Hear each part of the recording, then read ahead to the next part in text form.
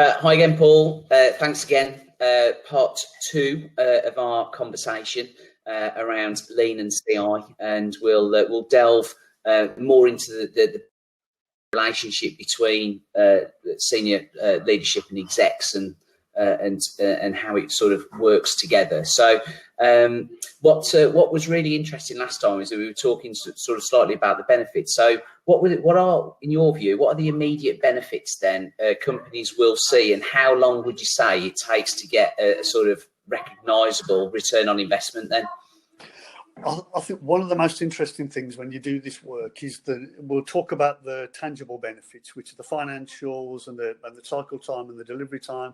But one of the biggest ones for me is that non-tangible benefit, which is workforce engagement. So every single time I've done an assignment for a client, one of the biggest benefits we've identified has been how engaged the workforce are and how they get involved in the process. Now, you can't particularly measure that in any way, shape or form. You just get it from the atmosphere of people when they join you. I tend to run this kind of workshop approach where what I want to do is I want a group of people who actually do the work in with me as part of the project team.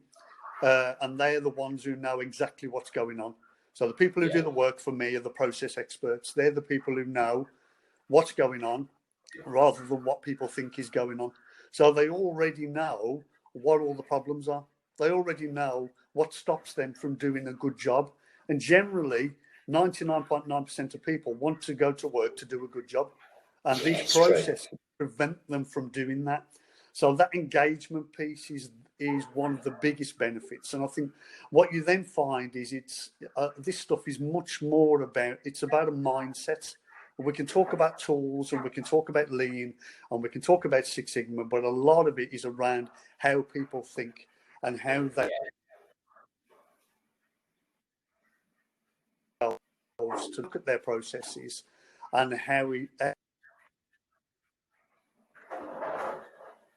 change. When I'm in as a team, do they carry that work on? My legacy is, do they carry that work on do they continue to improve, and do we give them the kind of coaching and skills to allow them to continue that work well after I'm gone. So that's one of the biggest benefits for me.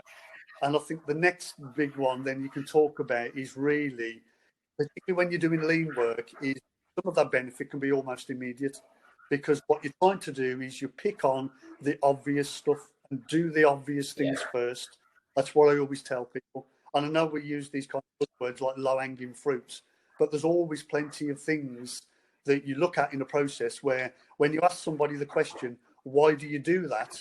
The second they turn around and say, I have no idea, then there's an opportunity. Yeah. And there's always inspections that are unnecessary within processes. There's always rework activities that people do that become part of the process because they were put in as workarounds when they had a problem, but never really solved the problem. They put this workaround to get around a problem rather than solve it altogether. So they're the kind of things that you can very quickly start to implement on the first day that you go in and look at the processes. So some of this stuff can be immediate. You know, activities like 5S, which is about workplace, which is organising your work area to have the things in the right place at the right time for when you're doing those activities, and reducing the transport and movements of people. You can do that stuff instantly within a few hours and actively work with people to reorganize their desk space, to move a printer, actually get that person to come and help you move a printer, move a cupboard. All of those kind of things you can do on actual first day when you do those processes. Some other things take longer, but even things like stock management systems, you know, people run out of stock because there's no visual of how much stock have I got in the warehouse and how much stock have I got on the shop floor, where you can quite easily do, you know, simple things like 2-bin systems where when one bin of bolts is empty, I'll replace it with another one, you know, and things like that. So there's lots of manual visual management systems that you can do very, very early to demonstrate how you're performing and what you're doing to improve the process. Other projects can take longer.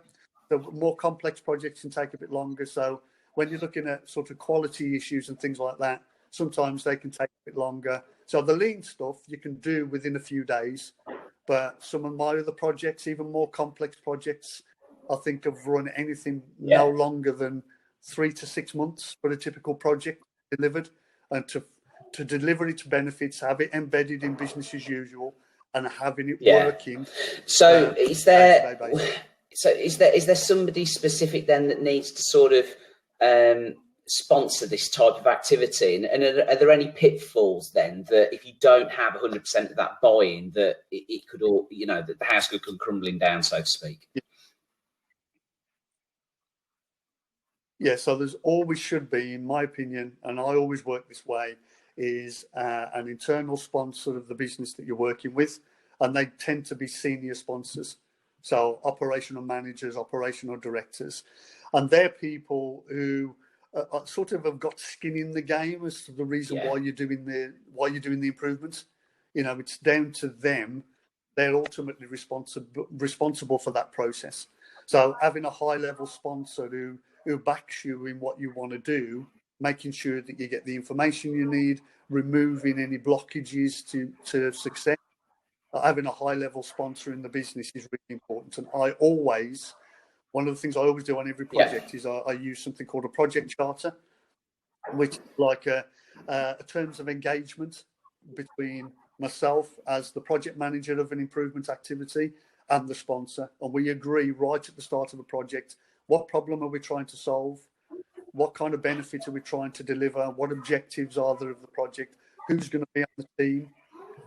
And who are the stakeholders that are going to be impacted by this project? And we agree that up front as the first piece of work we do before we start any project work. So I'm clear on what's expected of me as a project manager, and the sponsor's absolutely crystal clear on what we're going to deliver as an outcome of this project. So having a high level sponsor who's got skin in the game for the improvements, but also having that kind of project charter, that engagement between yourself and the sponsor of what you're actually going to do is really important.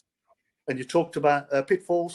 So some of the pitfalls of not having that sponsorship is that it makes it difficult for you to deliver that benefit that you anticipate. So sometimes you can have reduced benefit delivery because you're not getting the buy-in on the shop floor. And what tends to happen sometimes when you get those kind of blockages, you just get an extension of your project delivery time. So if you're looking to implement it in 3 months, that can become 4 months, 5 months, while you're trying to get over some of these blockages within the process. And then the other thing, I suppose, is it's incumbent on you as a project manager to get buy-in from people who are actually doing the work. But your sponsor can really help that. I think if people see that the sponsor is serious about improving this process, then they're going to be more serious. So the whole thing is underpinned by cooperation, isn't it? Because you could have one, you can have one piece of engagement at that sort of senior level, but then if there's fractures within sort of some of those personal relationships at the top table, then the whole thing can kind of take longer, cost more, thus not yielding the result that kind of everybody was set out to achieve in the first instance. So it's really you've given some fabulous information really around this whole topic, and I'm pretty sure that that there's a lot more we can go into at another time, and if people have got comments, we welcome those really, because it's a great topic to kind of really get underneath the skin of. So thank you very, very much for giving us the opportunity to have this conversation, and look forward to hearing and seeing more of you in the future.